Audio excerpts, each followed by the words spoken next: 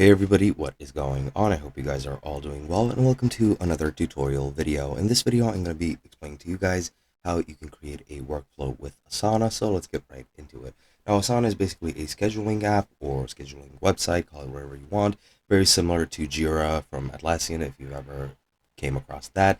It is basically used to make plans, workflows, etc., to make work and workers more productive. It is usually, of course, used in business scenarios. However, you can use it to plan your own work however you would like. Now, to create a workflow, once you've logged into the service, as you can see, I'm logged in right now. I'm in the overview tab. As you can see at the top, you have this workflow tab, and what you're going to want to do is click on that. And once you're here, as you can see, you need to fill out pretty much everything right here.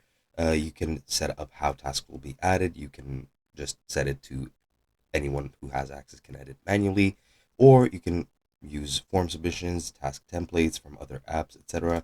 I'll just use form submissions here. You can just make a form. I'll just click publish and just click cancel. And now that form has been set up.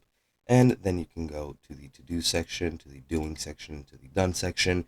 It is basically pretty much here what you want. You can set the assignee, you can add collaborators, add to an additional project, etc. You pretty much just need to fill out these here options. And once you do that, you're pretty much done. You can add sections to the workflow if you want, but that is pretty much how you create your workflow. You can customize it however you want. It's a very useful tool for your work. And yeah, that's basically it. Hope you guys enjoyed, and I'll be seeing you guys in another video.